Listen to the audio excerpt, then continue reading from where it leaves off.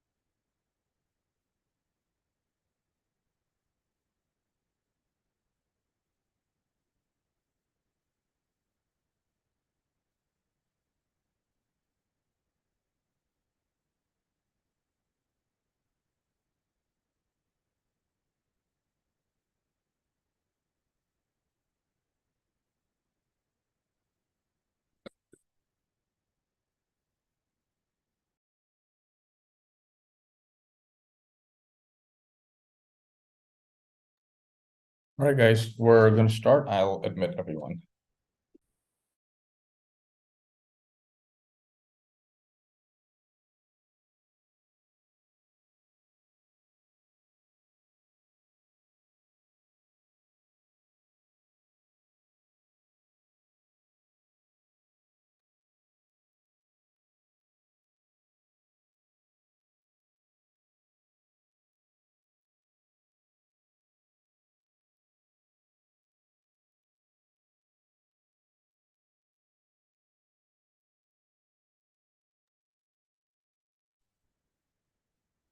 Hello and good evening, everyone. I think I should be audible to everyone.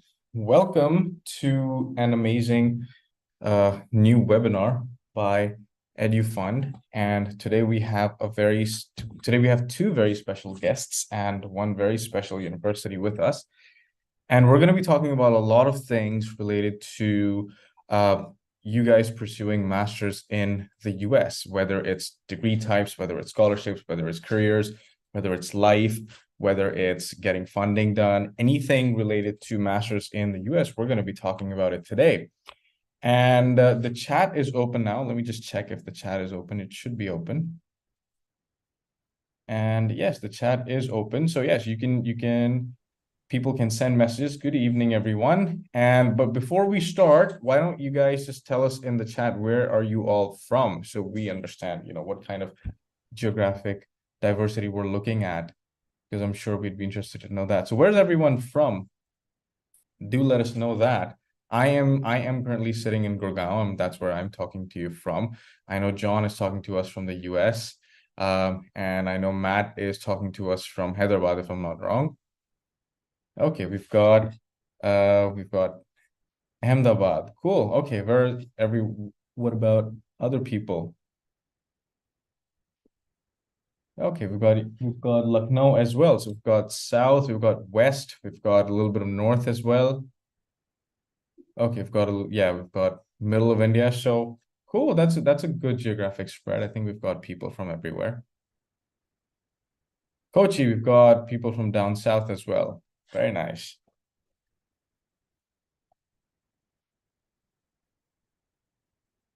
Indore. Okay, Andhra Pradesh. Very nice.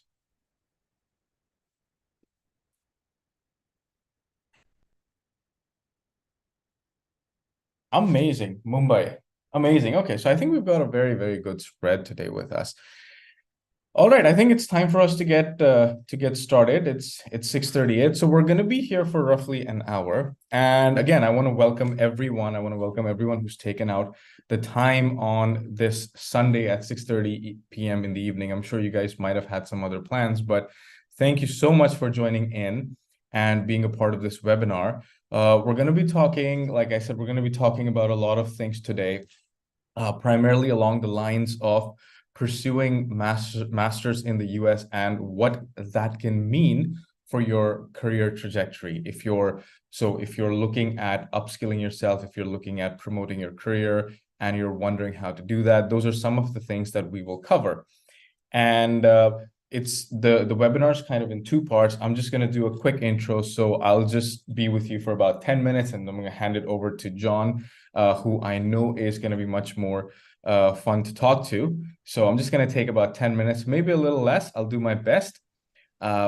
So I'll just do that and I'll hand it over to John and Matthew to help guide you guys with all your questions. So keep your questions ready, whatever questions that you have about study abroad, about financing, about careers, and we will be getting to all of them. We have taken out time for Q&A at the end, and we'll be more than happy to answer all of your questions. We're even happy to stay back a little bit to ensure that all your questions are answered, because our priority is to ensure you guys get the answers you're looking for. Okay, perfect. So without taking any more time, let me start you off on a little bit of information about EduFund. And let me just see if I can.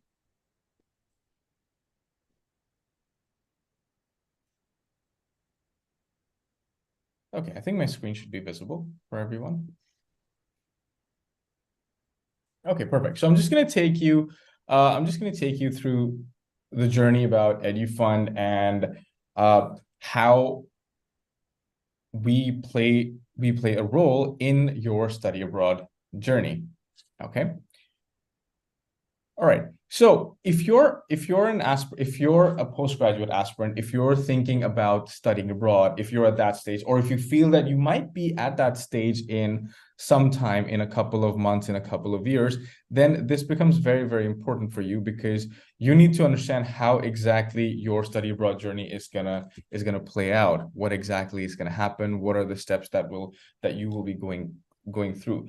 Now, when you're looking at postgraduate studies, and if you're especially postgraduate studies abroad, the first thing that you want to look at is your learning gap, right? Why? And the question that you have to answer to yourself is, why do you want to do a postgraduate degree? Because I'm sure that that's one question that the admissions people are also going to be wondering about you, and they might even ask you that. So that's the first question that you have to ask yourself. What's your learning gap? If you are looking at doing a postgraduate degree, how exactly is that going to help you excel your career, right? What's the gap that it's filling? And you can talk to people for that, right? You can even come and talk to us for that. Or John's always there. I'm sure he'll be more than happy to help you out. Once you've done that, you then want to go and research the right fit course and the university, because whatever it is that you want to study, the university needs to be in a position to provide that. And whatever the university is looking from you as a candidate, you need to be able to match that. So, it's kind of a match. So you need to do that. Now, the third thing is, if possible, go ahead and meet the university representative, right? Webinars and sessions such as this one are great platforms for you to meet university representatives and ask all your questions, right? They're more than happy to sit here, help you out, help you figure things out about your application and about your journey. And once you've done that, once you've got these bits figured out, then you need to work on figuring out the loan part, right? That's the money part, because believe it or not, that is an important and crucial aspect of it, right? Because you'll probably get through, what you want to go and study, but then there's money involved. So what are you going to do about that, right? Now, that is the place where EduFund as a community comes in for you. And I'm going to come back to that in a little bit. Once you've done this, step 5 is where you go ahead and prepare your profile, right? That's your university profile. You put everything together, everything that the university is looking at, and the moment the application's open, you go ahead and you apply, right? And once you do that, you then just wait, because they're going to take some time. They'll screen the thousands of applications that leading universities like Wake Forest get from the world, and they'll go through all of them, and they'll then let you know in about a month or so. I might be wrong on the timelines. I'm sure John's gonna correct me there, but they're gonna come back to you, and depending on how amazing you are, you also might be up for scholarships. So that's again another part that John's gonna touch upon. And once that's done, you go ahead and secure your education loan, and you're ready to fly off to the US and start your new life and your new journey. So it's really that simple. Don't think about it that you have to do everything together in one day. It's not going to happen. You need to take time. There's a step-by-step process, and you need to follow it to ensure that you get what you're looking for. Okay. So a lot of people ask us this question that, why EduFund, or even, what is EduFund? And that's okay. We get that. So what exactly is EduFund and why EduFund? Let me just answer those two things very, very quickly for you guys. EduFund is a platform that is pioneering education finance in India. The biggest problem that students face is they'll go to one lender, then they'll face some issues, they'll go to another, and this way they'll end up going to 4 or 5 different lenders. Everywhere something different happens, and it's an incredibly exhaustive process, right? How do we differentiate? Because we work with 10 to 15 top lenders of the country. So you just need to come to us, and we will go and communicate everything for you to these lenders. So it kind of makes it easy for you, because you just need to sit at your home, help work with us. We'll put everything together with you, and then we go out and do it. And this way, over the past 2.5 years, we have been able to work very successfully, one with over 80,000 parents across India in financial planning, right? We have helped disperse over 300 scholarships to students across India, and we've facilitated over 500 loans, and that's in the last year itself, right? So if you look at these things, I'm sure now you're going to have questions that, okay, how do you go about loans? How do you do this? Hold your questions till the end. We're going to come back to them. Make sure you write them down. Okay, we will come back and touch upon those. Okay, so why EduFund now that you've seen some of the numbers? Because one, we're going to tailor your financial and investment planning. Okay, it's not a one shoe fits all solution. It's customized to what your needs are, what you're looking for. There's personalized college and loans counseling. Believe it or not, there is something called loans counseling because you need to put your documents together, and that goes in hand with your visa documents, because wherever there's money involved, all your documents need to be organized and in check. We'll help you get the lowest interest rates possible. That's a promise that we make you. And we've so far, with all over the 500 students that we've worked with last year, we've lived up to that. There's a student first principle that we follow, which means the student comes first for us. So if there's a lender whose terms aren't favorable to you, we'll go ahead and we'll look for something else. It's as simple as that, right? Complete handholding. So before, during, after, whichever part of your loan journey you're at, we're going to be there with you. We're going to be helping you out. So don't worry that, oh, we're going to disappear. No, that's not going to happen. Anytime you need, give us a call. We're there to help you out. And we're going to help you choose between the top 10 lenders. So that's a big benefit, because not many communities are able to offer that. Okay, so here I'm at the end of my talk, and I've maintained my time well. I'm happy about that. Cool. All right, so if you guys need any help, go ahead, take a screenshot of this slide, and feel free to reach out to Ms. Prachi. She's one of India's leading education experts. She's been working in this space for almost 2 decades now, and I've had the pleasure of working with her for a little while now, and I'm telling you, there's nobody better than her.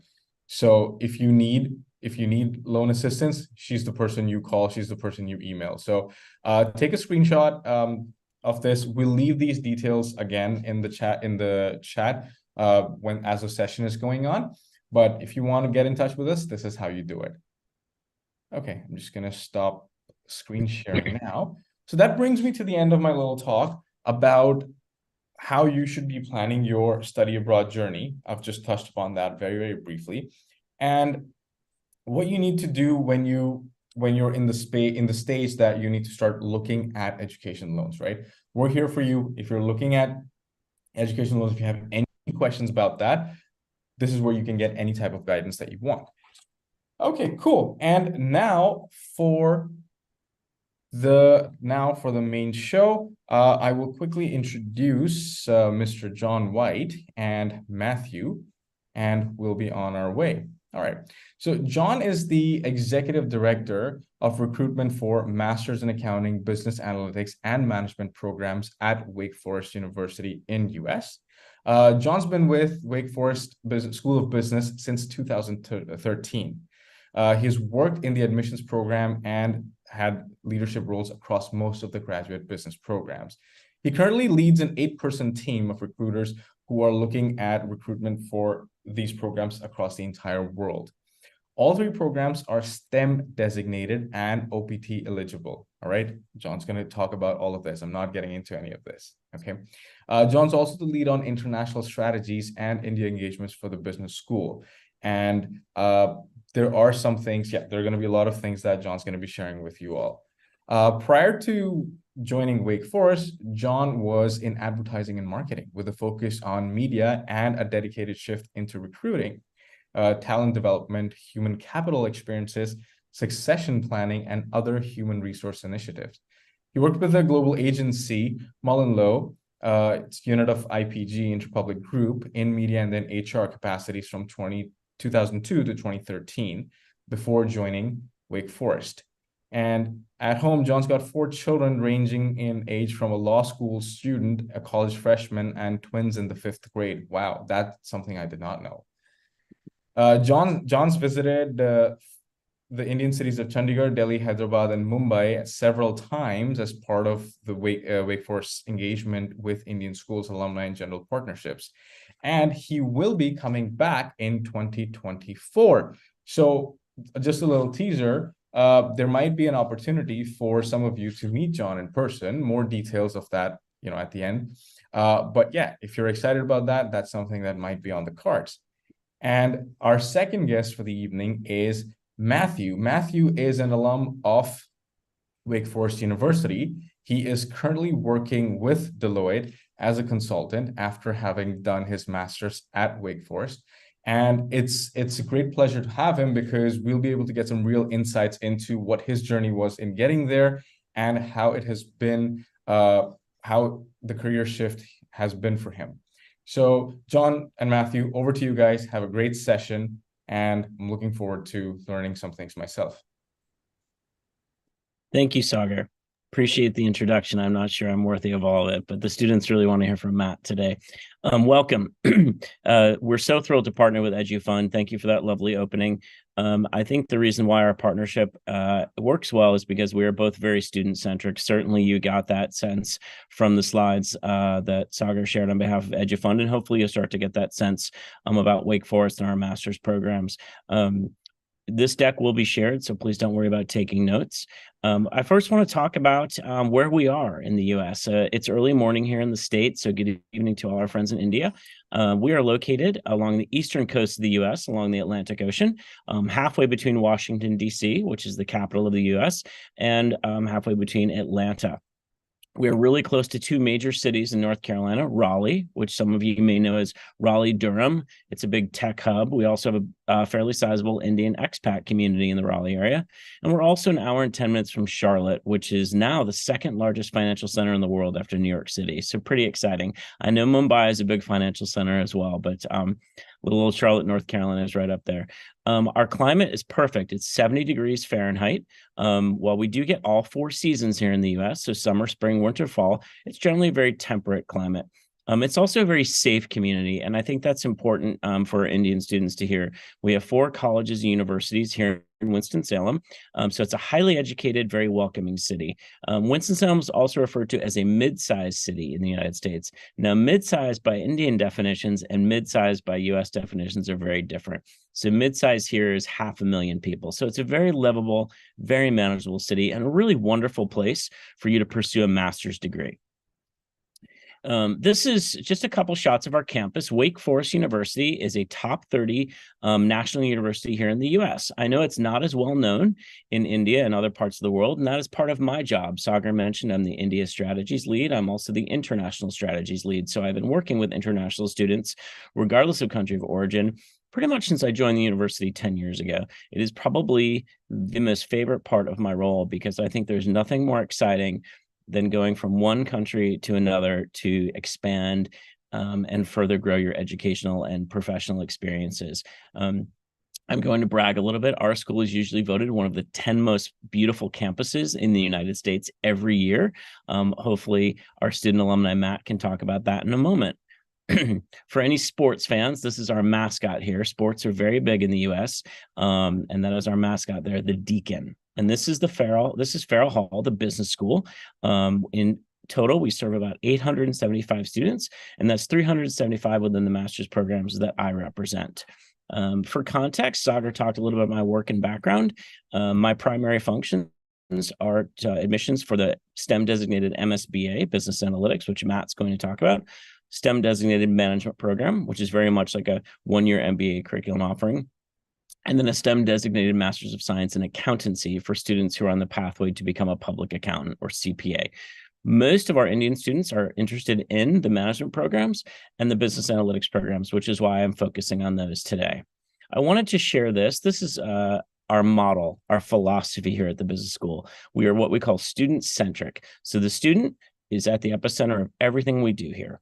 So this is my team, enrollment management. Sagar mentioned I work with a team of 8 fantastic recruiters. Of course, as an international student, I would be your primary lead, although you may work with some other folks on my team. Then we have a staff member in ISS who oversees your curricular and co-curricular experiences once you're in the program.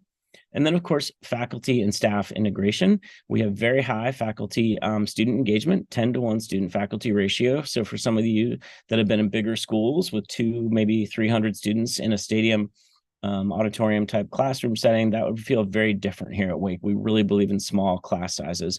And then, of course, the last one, which I'm going to have Matt talk about a good bit, is market readiness employment. That term might be unique to some. That is career coaching. So we know you're making an investment in pursuing a graduate degree in the US.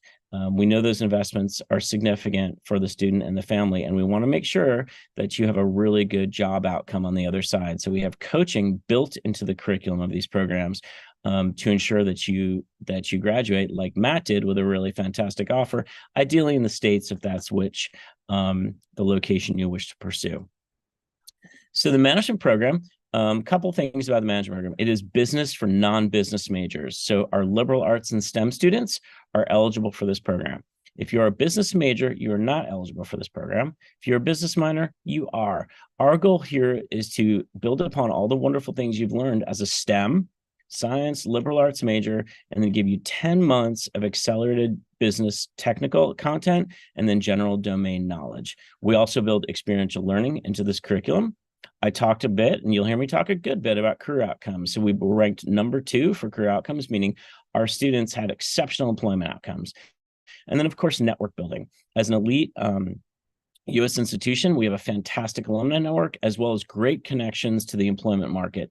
Companies repeatedly return to Wake to hire students from our programs because they know the kind of student they're going to get is market ready and has learned content that the job industry is seeking. This is just a quick snapshot of the class profile. We keep our programs small by by delivery and design. So we could certainly grow this program. It's usually between 80 to 100 students, but you'll see it's hyper diverse, students from all around the US and all around the world, and then some class profile averages as well. This is what the curriculum looks like. Now, I'm not going to read through this, but you'll see that there's a key, and it will tie to the technical coursework, the business coursework, or the general professional development skills. We refer to them as power skills. So in this program, if any of you have looked at an MBA, or I might have some parents on the phone who have done an MBA degree on the Zoom section, who have done an MBA degree, you'll see that a lot of this curriculum is very similar to the first year of an MBA degree, with that general business knowledge and then industry-specific content around accounting, marketing, finance, and of course, analytics. Regardless of what program, analytics is woven through all our curriculum. Of course, I'll talk in a minute about our business analytics curriculum, which Matt is a proud alum of. The program themselves are full-time, daytime experiences, and they're accelerated. So what we mean by that is they are 10 months long. They move very quickly. This next cohort intake, or batch, I know as you refer to it in India, will begin in July of 2024 and then graduate May of 2025. And that is the same for our other 2 programs as well. Our goal is to get you in, get you upskilled. Since it's a 1-year program, that keeps costs lower than traditional 2-year graduate programs, and then get you to market, ideally with that fantastic salary outcome in USD to help pay off any graduate debt or debt incursion you may have taken. I talked a little bit about experiential learning. Because these programs are so accelerated and intense, we don't have time to send a student out to an internship, but we bring the internships into the classroom for you, and you have experiential learning throughout the management program. There's also an element of it in the MSBA program, which I'll talk about in a minute. This is a quick snapshot. This is Aditi Nagula. She's from Hyderabad. She's still working in the US. She did the management program first and then stayed and did the business analytics program. I'm not going to read her attribute because it's very positive and you'll have access to it after, but our alums as well who are profiled here are always happy to talk to Indian students about the experience that they had at Wake Forest. Job outcomes. Okay, this is a big one, I know, and people are probably itching to talk to Matt about that too. In the management program, we've had 95% employment outcomes last year. That means all students seeking jobs found employment. That other 5% was just not seeking.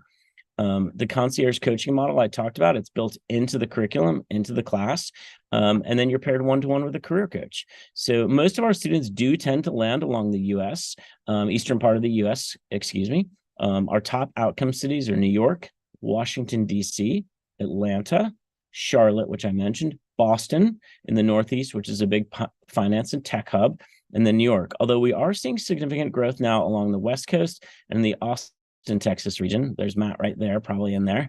And great companies. You'll see no shortage of Fortune 100 and Fortune 500 companies who are actively recruiting our students from this program. This is something I want to just tuck away for a moment, but I want to share something in that for an MSM graduate, I talked about how so much of our curriculum is similar to an MBA. At any point in the future, after you finished your management degree, you can return and get your MBA done in Wake Forest in 1 year. So that means your MSM credits will port over to the MBA degree. And whether you're on the campus that I'm zooming in from now in North Carolina and Winston-Salem, our Charlotte campus, we have a small campus there, or you're doing our online MBA, let's say you're perhaps back in your country of origin, your city of origin, you can get your MBA done in 1 year. Moving on to business analytics. So this is Matt's program. This is also STEM designated. Both programs, all three of our programs are STEM, meaning, of course, it gives the opportunity to stay in the US 36 months versus the traditional 12 months. Like MSM, this program is also accelerated. 10 months full-time daytime experience. All majors are eligible. Because it's an MSBA program, though, it's for a more quantitatively prepared, statistically prepared student. We also build in experiential learning, again, similar to the other program, because the program is short. We have to bring the experiences into the classroom as opposed to sending you out to an internship. Great career outcomes here as well, and I mentioned the STEM designation. This program is a little bit bigger. We could make this program even bigger because MSBA as a degree offering has become so popular in the States and around the world because it's a very in-demand role. Salaries are high. Companies are really seeking analyst professionals. In fact, I did a quick LinkedIn search the other day on a range of different job openings, and almost every role, whether it was entry to mid to C-suite, corporate level, senior suite level, all had some referencing to analytics within the job requirements. So this program is hyper diverse, students from all around the US, all around the world, big state schools, small private liberal arts, and great representation, of course, here from our students from India. Here's a curriculum map as well. I'm not going to read through this. I'm purposely going through this high level to keep it mindful of time, and also because I know people are excited to hear from our alum. But you'll see this key here, power skills. We refer to those core professional skills, business communications, strategic engagement, working with others, leading teams, analytical thinking, of course, woven all through with coursework in analytics and influencing, analytics software technologies. We teach Python. We used to teach R, but the market is gravitating to Python. So now we teach Python. If you've had programming coding experience, great. If not, don't worry about it. We offer a boot camp that's optional. And our goal is, as this program has become so popular, we really think that our sweet spot, as we say in the US, our stake in the ground is the intersection of business and data science content. We hear from employers constantly, I have business professionals and I have analysts. The two have a hard time speaking the same language. So for us, our goal with students like Matt and others is to fully integrate you to be able to speak the language of business and the language of data science. I'm seeing a head nod from Matt, so hopefully we delivered on that. Outside the classroom again, but still within the content delivery, is the practicum. This is our experiential learning module. We have no shortage of companies who bring us projects across a range of different industries. I know y'all are familiar with many of these brands down here because they're global brands, and they bring us big data projects. These are not cases, these are real world projects. Each fall they bring us their latest big data challenge they're having. You're put into a student team, and you and your teammates with faculty oversight work through this project all the way through your program experience. It's very gratifying. We've also many times had corporate sponsors who have then hired students off the project. Job outcomes. Again, you'll see actually a good bit jump. The salaries in USD, so 86,000. It's creeping up to 90 this year already. Great employment outcomes. The concierge coaching. So again, the coaching class is taught in the summer session, and then you're paired one-to-one with the coach after that summer session ends. Most of our students, again, tend to land along the East Coast, but significant growth, again, along the West Coast, Pacific Northwest, Silicon Valley, Bay Area tech, and then, of course, the Texas market, Austin, Houston, and others have really grown. Great employment outcomes, no range of industry not represented here, and most of our students are going into roles as business analyst, analytics consultant, financial analyst, or just analyst. This is a bit of a brag slide, but I really use this just to show that no industry is not represented here in terms of sending recruiters to hire talent from Wake Forest because they know the kind of student that we are producing. I'm going to brag about Matt for a bit, and Matt's cohort or batch. Matt was the first student in the entire program to get a job that year. So not the first visa-seeking student, the first student. So I'm really proud of him. He's gone on to great success, which we'll talk about in a moment. This is just another profile of a student from Mumbai. I saw that we had some friends from Mumbai in the chat. Aryan went to Franklin and Marshall undergrad here in the US, came to Wake, thrived at Wake, and he now is working as an analyst at Carnival Cruise Lines in Florida. Carnival actually was so impressed with him that they've just hired another student from the current cohort who will start in May 2024. The MBA Advantage also extends to this degree. So Matt, this might be news to you. You can come get your MBA in a year someday if you want. We just rolled this out to all programs. So again, your MSBA credits will port over and you can get your MBA done in 1 year in any of these concentrations and any of these 3 modalities. And there is no time limit on that. You can return at any time as an alum. Last piece, but a big piece. And again, we'll share this deck, but here are the requirements to apply. We require your resume, your transcript. If you are admitted, we do require an official transcript. We ask for reference contacts. Now, this is a bit different. We don't ask for written recommendations. We ask for reference contact names, and we will contact them if we have concerns or questions. A GRE or GMAT score. I have a question for Matt around standardized testing. We have no preference about the test. Some students prefer the GRE because it can be a little bit more cost effective than the GMAT. It's offered a little more frequently, and it's good for multiple programs. Either test is fine for us. Really, again, no personal preference. We created a USD fee waiver code for this session today. So EduFund is the code that allows you to bypass the $100 application fee. You can also use it to bypass the essay questions if you wish. It functions 2 ways. However, we do like to hear about students, especially our international students, and their interest in a journey to the US. We require an interview. And then Sagar talked about time to application decision. Here at Wake Forest, we're on what we call rolling admissions. So we continue to admit till the cohort is full. But if a student submits a completed application and the interview is processed in as quickly as 2 weeks, you'll have an admissions decision. We also do not have a separate scholarship process. We will assess you for need and merit-based scholarship at the time we are assessing you for admission.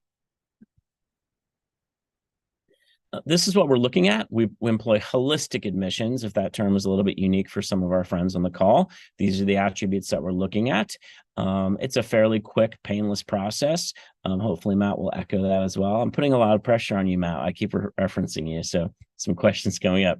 But again, we really want to learn about you, your experiences, what makes you tick, what your goals are, any adversity you've overcome. We employ the holistic admissions process because we really believe in the student as more than just a number. We really want to get to know you and offer you ideally a highly personalized experience at a program like ours, which is small by design and elite.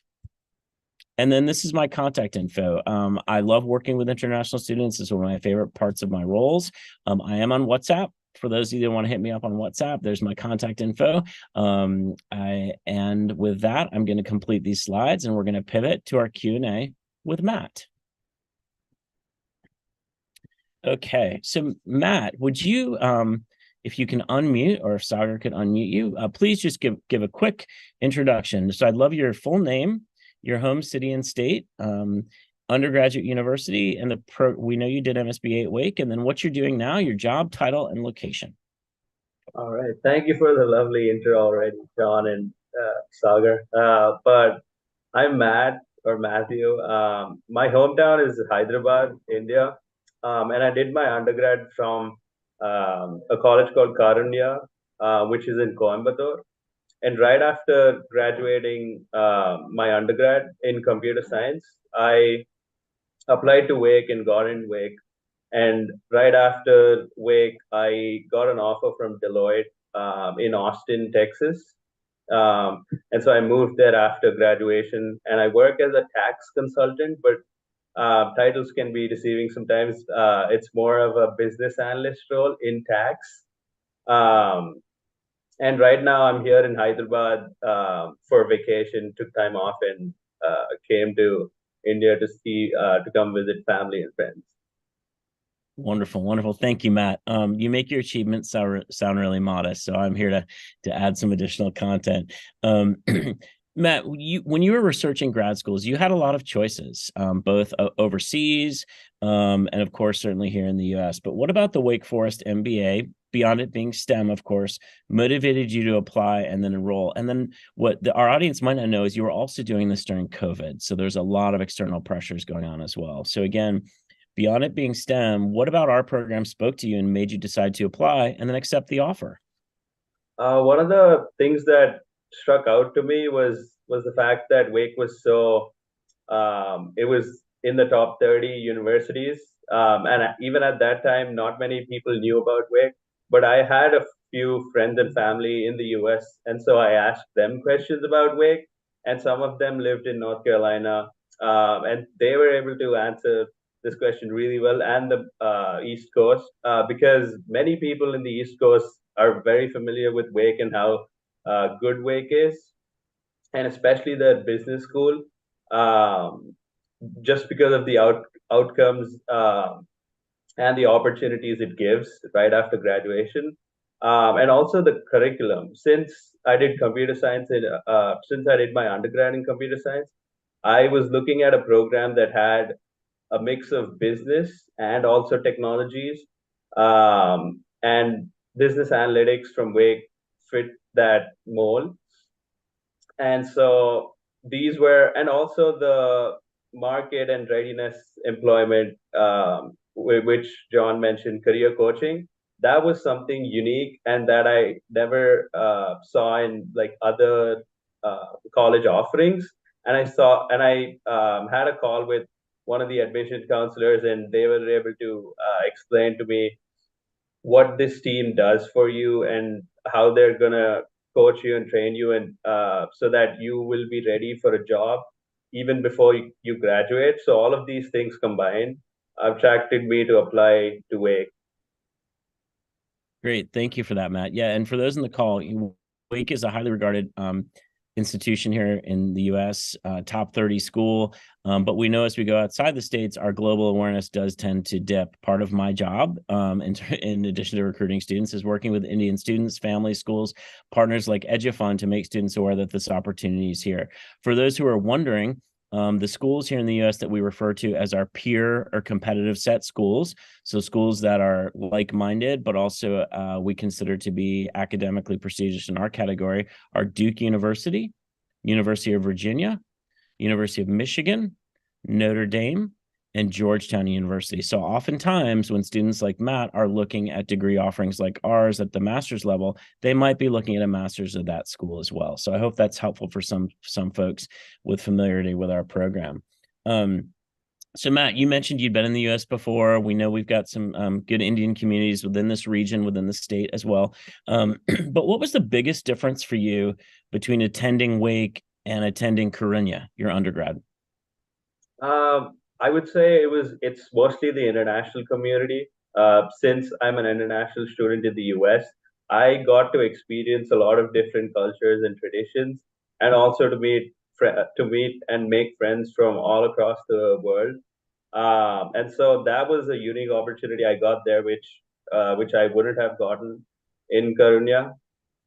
And also the diversity in learning cultures, because different parts of the world have different learning cultures, and it was great to see how people from different parts of the world learn and stuff, which also helps me in my job right now, because Deloitte is such a big firm. There's a lot of diverse folks, so it's important to understand how they work and how you can make it work with them.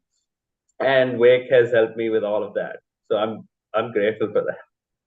Well, good. Thank you. I've got two more questions about academics, and then we will pivot to the career search.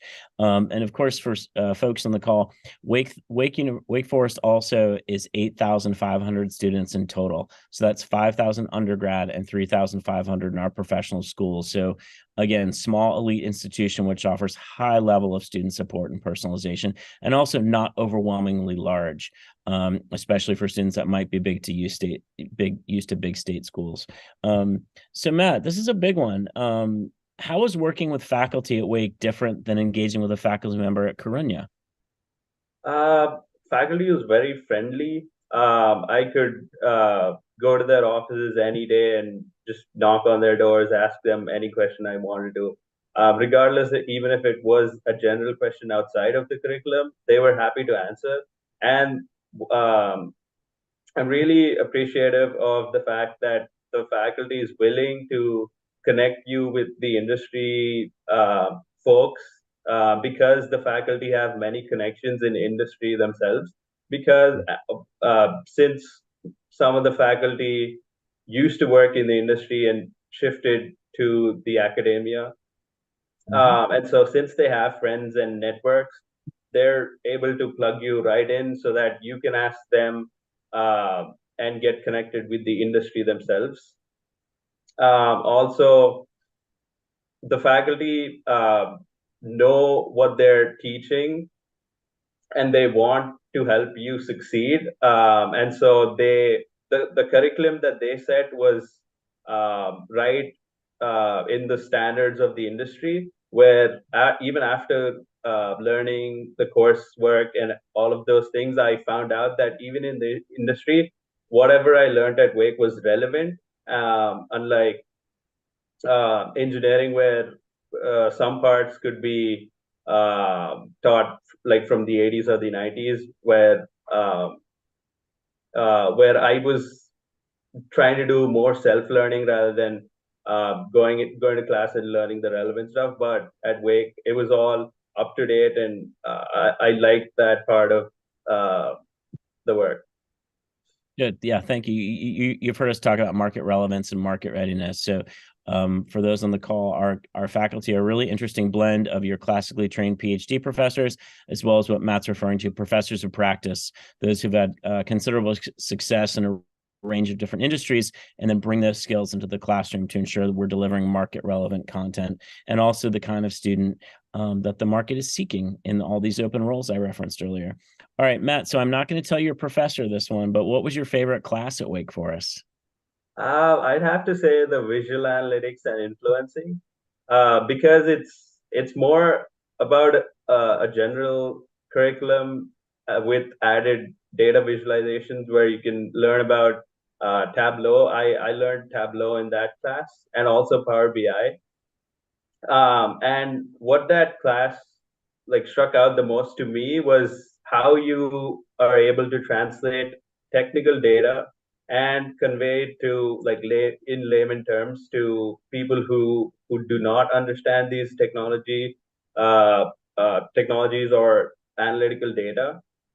And in that, I got to learn how you can tell a story through a data model, or even through visualizations, so that even the general mass audience can understand what you're talking about without them being left out.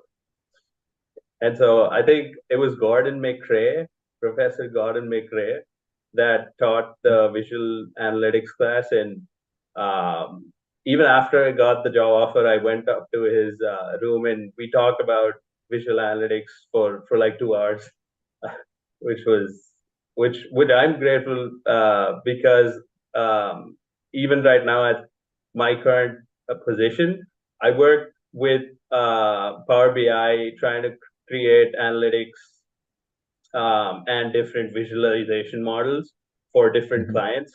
And this class helped me a lot to understand and mainly translate this data into layman terms for non-technical people. Excellent. Yeah, part of the reason why that course, where you learn Tableau, but then also storytelling, is because as professionals who work with data, we know how complicated it can get so quickly. So that's why we place so much emphasis on that visual analytics and storytelling class. So and the example you shared inside the classroom and then at Deloitte, I think is perfect. So even with really good scholarships that we're able to offer students from India, a range of different scholarships, and we're building more in as we grow our Indian engagements. We also know that this is an expensive investment, financial and personal investment coming from India to the States. So you've heard us talk about your career outcomes, your career coach, the career course being embedded in the summer curriculum, which is unique, and you mentioned its uniqueness. But what was it like working with your career coach? Were they helpful to you in finding this role at Deloitte? Yeah, this is a great question, because not many colleges in the US offer a dedicated career coaching team. And so right after I joined Wake, they assigned me a career coach, which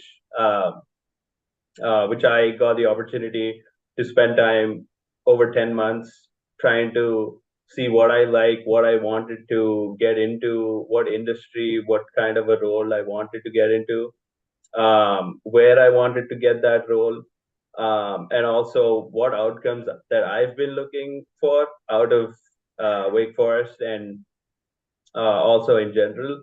And so even in the first semester, they started right off in like crafting resumes. They did not craft the resumes for me, but they did it with me. And so that way I was able to really understand what uh, I was trying to tell about myself through that resume, and that helped me in various interviews because I was just able to tell things about myself right off the bat without um, uh, any prior prepping and stuff like that. Um, and they really work with you to try to help you and not just for namesake. Because the coach that I had, Sally, we almost met twice or thrice a week to discuss about my resume, my where I'm at, where I wanted to become, and how the progress is. And even during the interviews, they helped me in prepping and doing various mock interviews. And those mock interviews helped me in the real world interviews, where I was able to guess what kind of questions the interviewers would ask and be prepared in advance, and answer them confidently. Um, and that helped me a lot. And even I think it was the third month that I was, or like the third month after I joined Wake, that I started applying to various uh, uh, jobs, and I had interviews scheduled and lined up already. And I think it was in the third month that I got an offer from Deloitte. So I think it was this time around October-ish or something like that that I already got a job offer. And so that uh, I mean, the peace of mind that I got after the job offer, knowing that I'm gonna have a stable job after graduation, which not many people get, which I'm grateful for, and mostly thanks to Wake and the career readiness team, because this wouldn't be possible without them. Well, thank you. I think you had a big part of it too, but I still remember the day that you came and told me that you got Yeah. that offer from Deloitte. It's exciting times. And our Indian students all have fantastic outcomes. Absolutely. Yes, that's correct. The question in the chat was third month. So the program starts in July, but Matt was in the fall semester, and it was around this time that he had his full-time offer from Deloitte signed and accepted. So from then on, he could focus on his academics. And you're in Austin, Texas, correct, Matt? Yeah. Yeah. Would you like to share with the group a little bit about briefly about Austin before we get to our next questions? Oh, Austin's hot. In the summer, I think it gets really hot, where it gets around like 105, 107 degrees. There were some days that even touched 110 degrees Fahrenheit. I think that would, uh, that's like, if I'm not wrong, I might be wrong, but more than 45 degrees Celsius, which is hot already. And last year we had, or the last 2 years, we've had 40 continuous days of it touching 100 degrees. But it gets really cool in the fall and in the December because we don't get a lot of snow. And since I'm not used to the snow that much, because in India it's barely snowing, I was able to like have a really good time without snow. And one of the things that's really good about Austin right now is the job market, because most of the companies are shifting their home bases from California to Texas and Austin in general, like Tesla, Oracle, um, for a few big names. The job market is really hot in Austin, especially with tech jobs. So it's a really good time to be in Austin. mostly for the opportunity. And also Austin's so diverse, unlike other cities. And Austin's a smaller city compared to Dallas and Houston. I don't like Dallas because it's spread out and everything's like barren, but Austin, everything leads up to downtown, and the downtown is really pretty. And surprisingly, there's really good Indian food there too in Texas. We have some pretty good Indian food here in Winston, though, too, right, Matt? Yeah. We're going to take it back to Winston for a moment. I'd love to hear from you briefly your favorite thing about Wake Forest and your favorite thing about your time in Winston-Salem. I think my favorite thing about Wake Forest is the business school itself. Um, I really loved going to college and just spending time in the business school, even though I didn't have class on a few days. I still went to the business school because you can just work um, from the lobby or from the main general area. And also everyone is super friendly and kind, and there's lots of clubs and sports clubs you can join.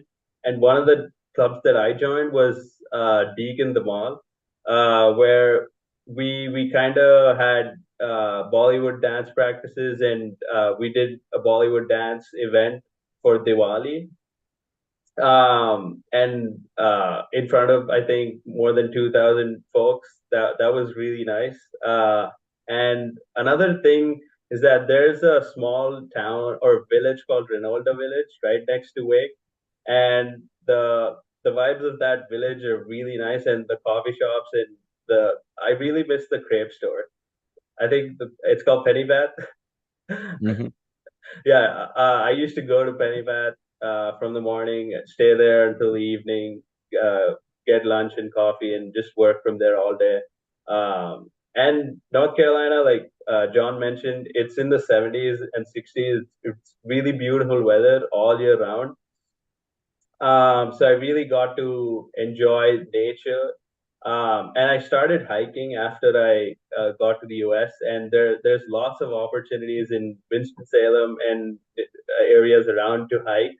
And one of the best hikes in my life was a hike called Hanging Rock, where you can take pictures of yourself literally as if you're literally hanging off of a rock, hence the name. And also the Blue Ridge Parkway, which connects North Carolina and Virginia, and also Asheville. Asheville is very beautiful. I would encourage everyone to go and visit Asheville, and also Winston Salem. And Winston Salem also has a lot of local scenes in downtown, especially where you can go to random yoga sessions at Bailey Park, which is in downtown. And there's a lot of restaurants and events that pop up quite frequently, which I got to enjoy a lot. Good. Matt, you'll have to come back and work for the tourism board here. You're doing such a good job. Yeah, Yeah, you did evoke what I'd shared earlier about what a wonderful community is to live and study. While we do have some smaller mountains around here, we're 2 hours from the bigger mountains of North Carolina and 3 hours from the beaches. And we have some of the most beautiful, cleanest beaches in the United States along the east coast of the U.S. But we'll pivot from geography. Also, if you come back, I will take you to Pennypath for lunch. I promise. Okay. thank you. Last thing, this is going to be my final question before we open it up to the group, and I think we're still okay on time. But we've got a lot of students on this call, a lot of families on this call. Thoughts for a student or advice for a student or their families thinking about pursuing a STEM degree at Wake? I would say go for it because it's a working model and um, as John mentioned, more than 95% of the folks get job offers even before graduating, and this happens every year for every batch. So I really encourage everyone to reach out to family and friends in the US because they'll be able to tell more about colleges like Wake, and how powerful Wake is. And because even at Deloitte, when working with clients, and other Deloitte employees. When I tell them I'm from Wake, they have a high regard, uh, and they know that I'm a quality, solid guy because I'm from Wake. Excellent. Thank you, Matt. Before we pivot to the audience, I did want to reference again about scholarships. Of course, we heard from our friends at EduFund at the beginning about loan processes and the wonderful offerings they have. But we do have scholarships at Wake. We have 2 full ride scholarships for Indian students that are fairly new, Matt. They came into support from some donors after you graduated. And then we have different ranges of finance and need-based scholarships as well. So it's really incumbent upon the student and how the student performs in the interview process, the strength of their interview, the strength of their resume and experiences, their funding, and all those pieces come together. So we, as Matt knows from our focus on a student-specific experience, it's not like you say, if I have this, this, and this, I'll get this much in USD. It's really dependent on each student application and profile. But there are options. It is not lost on us that as a private elite institution, also being in the US, that it is more expensive. But so we do try and help students as much as we can and their families with different ranges of scholarship. All right, I'm going to pivot back to Sagar to see if we have any questions in the chat or how we want to moderate that. Thank you so much, John and Matt. That was really amazing. I was taking some notes myself. And yeah, I've been getting some questions. People have been sending direct messages to me, and one of the questions that came to me was that, is there anything in there's people wondering about supply chain, if there are people who are interested in supply chain along with management, what are their options there? So is there a standalone degree offering in supply chain? Yes. There is not. However, supply chain and operations are built into both the MSM curriculum as well as the MSBA curriculum. Matt, did you want to touch on any work you did in ops and supply chain within MSBA, if you recall? Yeah, I don't recall a lot, but I took the supply chain and operations class in the spring semester, while I was doing the graduate consulting practicum. And what I noticed was the concepts that I was learning in the supply chain was very relevant to the work that I was doing for the company in the graduate consulting practicum. And so even though it wasn't a lot, I felt like I learned a lot, which the industry was already using. And instead of like trying to read books after books, it was just short information, but it was information that that not many people had. That really got us going on the consulting project itself. Thank you for that, Matt. I mean, there's always so much to talk about. One thing I should have mentioned is that within the class experience, it's not highly lecture based. It's integrated with some lecture, very discussion based, case based, and a lot of breakout groups. So I think you would probably agree that it's a very much more dynamic academic experience within the classroom. Okay, Great. back to you, Sagar. Thank you so much. Matt, I've actually got a question for you. A person asking, what is it that you did during your time at Wake Forest that helped you get a job so quickly after you graduated at Deloitte?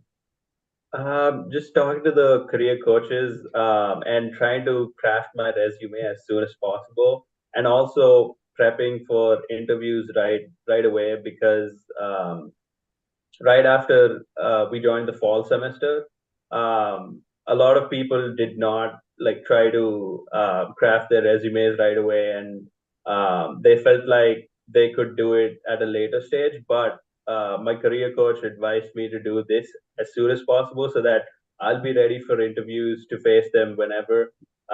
Because when you apply to jobs, it's mostly um, it's based on the job descriptions and also what you write on your resume that the system kind of hits or misses. But if it's a hit, you have to be ready for what you applied for. And I feel like Wake really, especially the career coach that I had, helped me a lot with this. that I was able to get a job offer as soon as possible.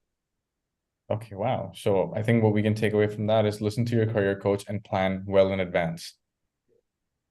Great. Amazing. John, I've got one question for you. If a student is looking at applying for fall 2024, what's the latest they should apply by? So we have, with these programs, since they're lockstep curriculum experiences, we only have one intake a year. So management and analytics will start, the next intake will be July 2024. The latest they should apply, I would say, the ultimate latest, especially for an international student who would be on an F1 visa, would be February. That would be my recommendation. The program, knowing the program cohort is starting in July. One thing I didn't mention too around housing is that a lot of our graduate students like to live together. It's a range of university leased housing, as well as some housing complexes really close to Farrell Hall, which is the home of the business school. And the cost of living here is pretty low by US standards as well, significantly lower than some of the markets we've talked about. That also helps for the grad student. But again, a lot of our students like to live together and live within very close proximity to campus. But I would say, back to the original question, no later than February, as the international assemblage of our cohort is pretty full at that point.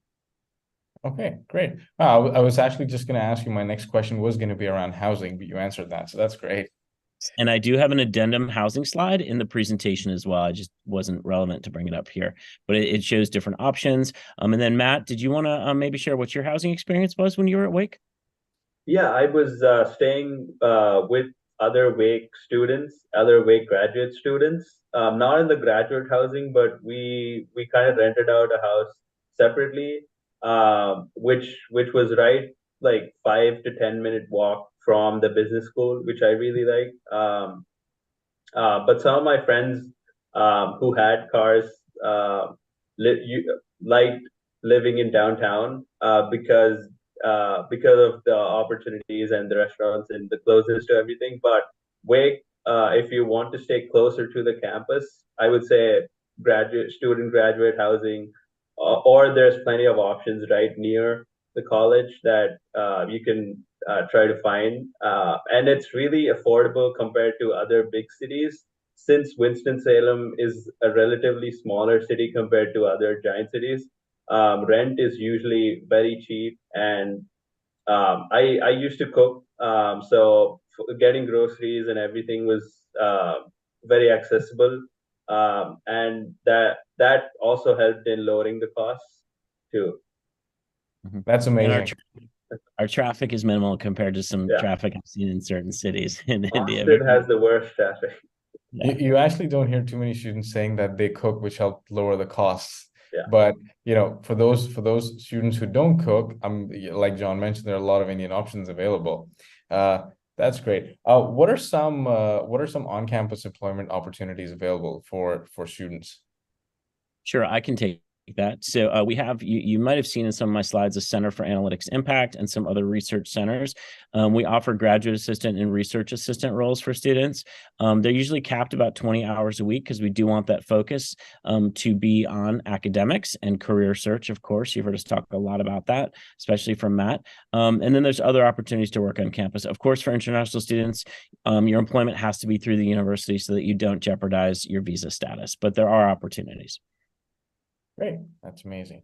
I've got a question here about scholarships. That is it. Once a student applies and they get a scholarship offer, is it possible for them to come back and renegotiate it? I love that question. Everything is subject to negotiation. Yes, that's a good question. Sometimes the answer is yes, sometimes it's not yes, but we do have a scholarship appeals form process. We ask really candid questions on our application, more so than other graduate schools. So most US graduate programs, US-based graduate programs, only assess for merit, meaning academic achievement.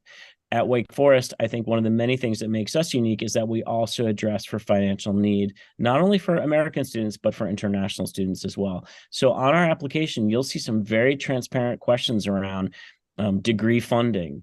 Are you carrying any undergraduate debt?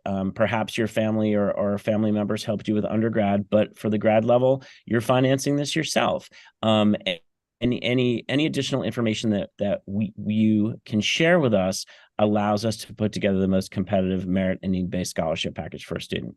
If a student's awarded a scholarship and it's perhaps less optimal than they're hoping, they are certainly welcome to complete a scholarship appeal form. My team, the admissions team, not only do we work with students like Matt and others, and we're here on this call, we are also the same team that assesses each applicant for admission and scholarship as well. Okay, wow, that's amazing. All right, okay, I've got another question, and I think this will probably be the last question. Is that if I am to apply for fall 2024, what's the timeline between applying and hearing back from the university with an offer? Great question. It's all incumbent upon how soon you start your application, right? So once an application is submitted, and I've given you the steps, and also if anyone forgets, our School of Business website's easy to find. My contact info is on the website. As I said, working with students is my favorite part of my role. If you want to email me or WhatsApp me, if you've got a question or a clarifying question. But since we're enrolling admissions, as soon as the student admits, their application goes into our CRM, our queue. They'll be identified to be contacted for an interview, schedule a Zoom-based interview in most cases. I don't have too many students who are India-based flying over here for the interview process. Invited to interview, and then depending on how quickly they complete the process, they'll have an admissions decision from us by within the 2 weeks that I shared earlier, and that will also include a scholarship decision. I would say most of our international students will get their application in by 12/31/23, so the end of December, but we do see another push early Jan. I would say the latest would be that end of February time I referenced, but that's cutting it a bit close, especially when you start to think about visa secural and other things. Okay, great. Thank you so much. That helps a lot. Boys and girls and everyone who's here, I have just put a form. I've just put a form in the chat. If you're interested in knowing more about Wake Forest universities and exploring masters in USA, do fill out that form. We'll be sure to get back in touch with you. We'll also ensure that John is able to get in touch with you. If you have any queries, you'll be able to connect with him directly, as we'll be able to share your details with him. And if you have any questions, do fill out that form. I'll paste the link again if anyone missed it out. There we go. And I think we've asked all our questions. If there are any other questions, please feel free to put it in the chat. And I would like to thank John and Matthew for taking out your time and being with us here today. I know it's a Sunday, and it's a Sunday evening for Matthew. It's Sunday morning for John. But thank you so much for being with us here today and sharing a lot of information about masters in the US with our audience. And we look forward to having you back again sometime to address more students. If there are any questions, if you're interested in getting in touch with John or Matthew, fill out the form. We'll be more than happy to facilitate that. If you're interested in knowing anything about education loans or you need financial assistance, again, fill out that form. We'll get in touch with you, and we'll make sure that you're able to get the assistance that you're looking for. But thank you everyone for joining in. It has been a great evening, and I hope you have a great rest of the Sunday. We'll see you soon again sometime with another amazing session on exploring other things related to study abroad. Take care. Have a great Sunday. Thank you so much. Thank you, EduFund. Thank you, Sagar. Thank you, EduFund. Thank you, John. Thank you, Matthew.